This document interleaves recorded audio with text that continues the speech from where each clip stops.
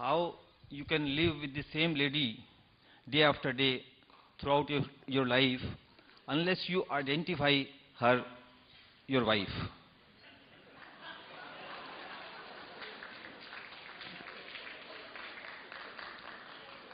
And my second question is… No, we'll handle one at a time. Is she here?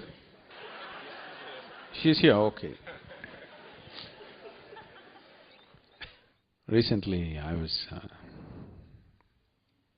in a place where a Jewish rabbi was speaking. This rabbi is from Denmark and he was talking about some other rabbi, I don't remember the name, a very wise one who said this to someone. A man went to this rabbi and asked him, I love my wife very much, but when I walk on the street, every woman that I see, I want to do something to her. What shall I do? The wise rabbi looked at him and said, Son, it doesn't matter where you work up your appetite as long as you go home and eat.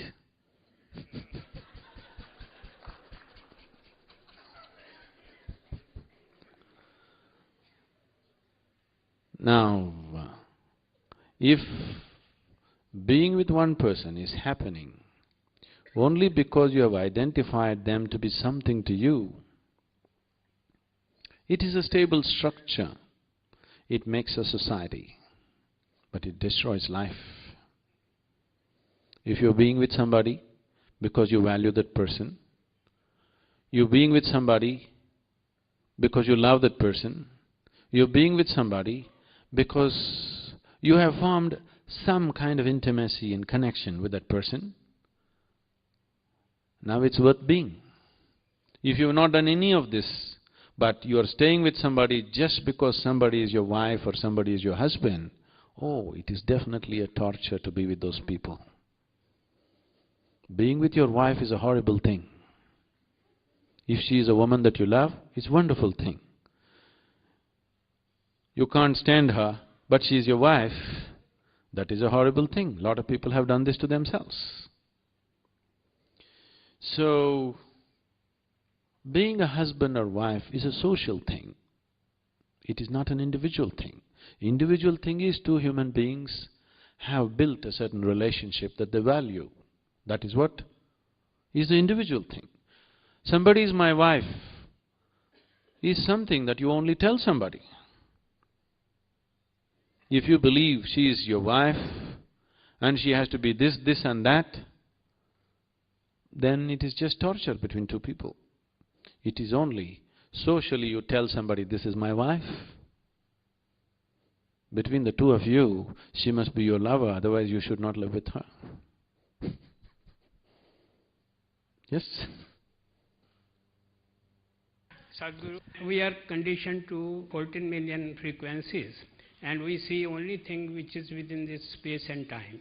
Now polarity and identity are simultaneous things. You say get rid of all duality and we get rid of identity, which is physically not possible.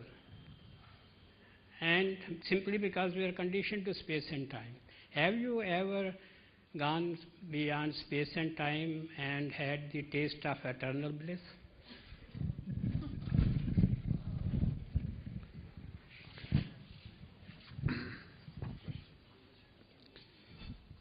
Now, both space and time is a creation of your conscious mind.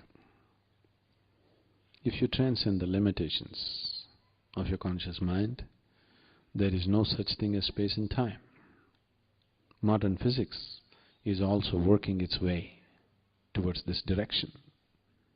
They're talking about 11 different dimensions in the same space. has always talked about 21 different dimensions in the same space.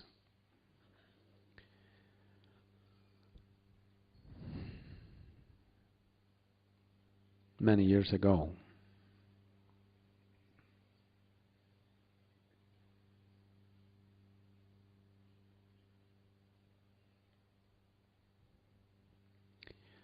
on a certain afternoon,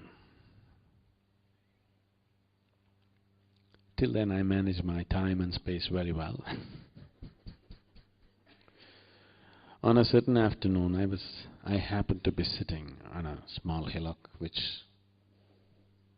I was involved with, which I loved, which I knew very intimately. Till that moment, I always thought this is me,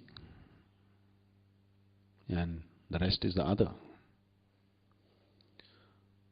I handled the other quite well, but still this was me and that was the other. Suddenly I burst forth into an experience. I did not know which is me and which is not me. What was me was all over the place. The very rock that I was sitting on, the very air that I breathe, the atmosphere around me, everything became me. That doesn't make logical sense. Because if you want to make any kind of logical sense, you need two. Without two, there is no logic. And suddenly there was no two, it was all me. Everything was just me. I thought this lasted for about 10 to 15 minutes. But when I came back to my normal senses, about 4.5 hours had passed. I was sitting there with my eyes open, fully conscious. I was not in any kind of trance or whatever. I am fully conscious.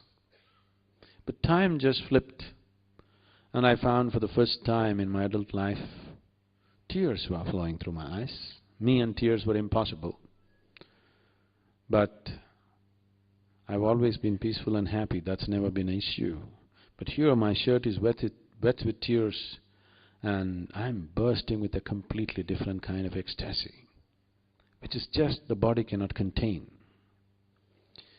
When I really shake myself to my normal senses and try to understand what is happening to me, the only thing that my mind could say was, maybe I'm losing my balance, maybe I'm just going off. But it is so beautiful, I don't want to lose it for a moment. The next time this happened to me, I was sitting with my family at the dinner table. Actually, it was in my experience just 2 minutes. It was only 2 minutes, but 7 hours had passed. This started happening, and one day I just sat down and I thought it's maybe 20-25 minutes, but 13 days had passed. I was sitting right there, eyes open, fully conscious. It never occurred to me that I should eat or sleep or anything. I sat in one place for 13 days, not with any effort, not with any intention, not with any attitude towards attainment or anything. I simply sat down and looked around. 13 days were passed. So time and space is very much the creation of your logical mind. Once you transcend that, there is no time and space. And you don't even have to cross time and space to be blissful.